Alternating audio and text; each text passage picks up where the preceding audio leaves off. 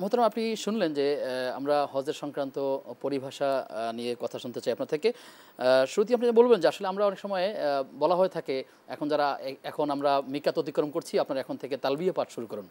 এই তালবিয়া মানেটা কি আসলে? বিসমিল্লাহ, আলহামদুলিল্লাহ, সালাতু ওয়াসসালামু আলা রাসূলিল্লাহ, ওয়াদ। হজের মধ্যে এহরাম করার পরে সর্বপ্রথম এই বাক্য দিয়েই, যেখানে মিকাত থেকে যেখান থেকে এহরাম করা হয় সেখানে এহরাম করা, এই আগে এহরাম করাটা একটু বুঝিয়ে দিই। জি। এহরাম হলো হজের প্রথম কাজ, প্রথম রোকন। সমস্ত শরীরের সেলাই করা কাপড় টাপড় এগুলো পরবে না, এগুলো বাদ দিয়ে একটা দুইটা চাদর, আমরা চাদরই বলি পুরুষের জন্য। পুরুষের জন্য, মহিলাদের জন্য নিজদের ইয়েতেই।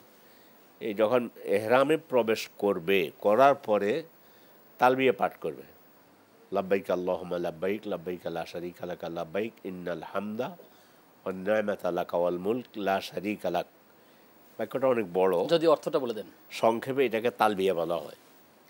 তালবিয়া শব্দের অর্থ হচ্ছে উপস্থিত হওয়া। তো এখন অর্থ হচ্ছে লাব্বাইকা আল্লাহুম্মা লাব্বাইক, হে আল্লাহ আমি উপস্থিত। লাব্বাইকা লা শারীকা লাকা লাব্বাইক, আমি উপস্থিত, আপনার কোনো শরীক নেই।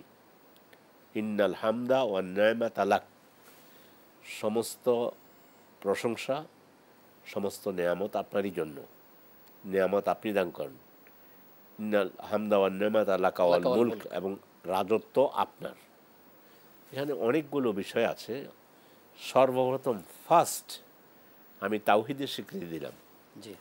লাব্বাইক আল্লাহুম্মা লাব্বাইক, লাব্বাইক লা শারীকা লাকা লাব্বাইক, আপনার কোনো শরীক নেই।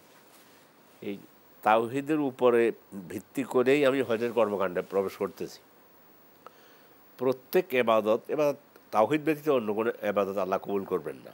সেজন্য আমরা সেই তালবিয়াটা আমরা স্বীকৃতিটা পাঠ করি, লাব্বাইক আল্লাহুম্মা লাব্বাইক যেটা পড়লাম, জি। এটাকে তালবিয়া মানে উপস্থিত হওয়া। জি।